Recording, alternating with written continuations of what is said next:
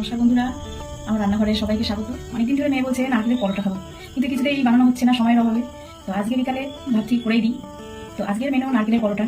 আপনারা দেখতে থাকুন কিভাবে আমি নারকেলের পরোটা করছি। খেতে খুবই সুস্বাদু, এটা একবার খেলে বারবার খেতে ইচ্ছা করবে। আমি নিয়ে নিয়েছি ময়দা, নিয়ে নিচ্ছি লবণ আর সাদা তেল দিয়ে দিচ্ছি। এবার এটাকে ময়ান দেবো।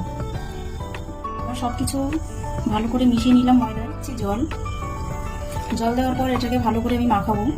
মাখানো হয়ে গেছে, এখন আমি একটু তেল দিয়ে 10 মিনিট রেখে দেবো। বন্ধুরা, ময়দা তো মাখানো হয়ে গেল, এখন আমি দেখাবো পুরটা কিভাবে তৈরি করতে হয় এবং তার সঙ্গে কি কি লাগছে। তাহলে চলুন বন্ধুরা আমরা দেখে নিই। বন্ধুরা, নারকেলের পরোটা যেহেতু নারকেল তো থাকছেই, তার সঙ্গে আরো কি কি আছে দেখে নাম। থাকছে নারকেল, পেঁয়াজ, ধনে পাতা, লঙ্কার কুচি, একটু লবণ আর একটু হলুদ। এই সবগুলি আমি একসঙ্গে মাখিয়ে একটা পুর তৈরি করবো।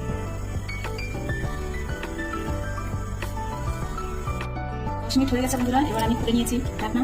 এবার এখান থেকে আমি 4 পিস বের করে নেব। একটু বড় বড় করেই হবে লাচিগুলি, যাতে পুরটা এর ভিতরে ঠিকঠাক করে আমি দিতে পারি। এইভাবে 4টে ডো আমি বের করে নিয়েছি। এবার বেলতে হবে, একটু বড় করেই বেলবো।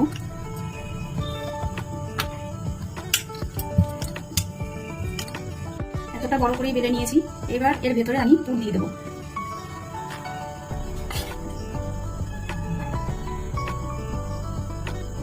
এভাবে এবার আমি ভাঁজ করে নিচ্ছি। চেপে দিতে হবে যাতে এখান থেকে বেরিয়ে না যায়।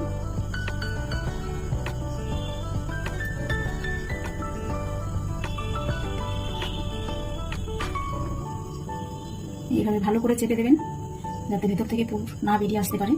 হয়ে গেল আমাদের পুর দেওয়া।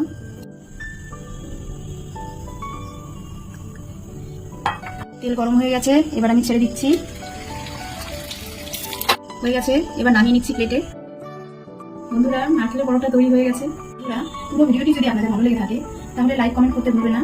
আর দেখা হচ্ছে পরের ভিডিওতে। আজকে তাহলে টাটা।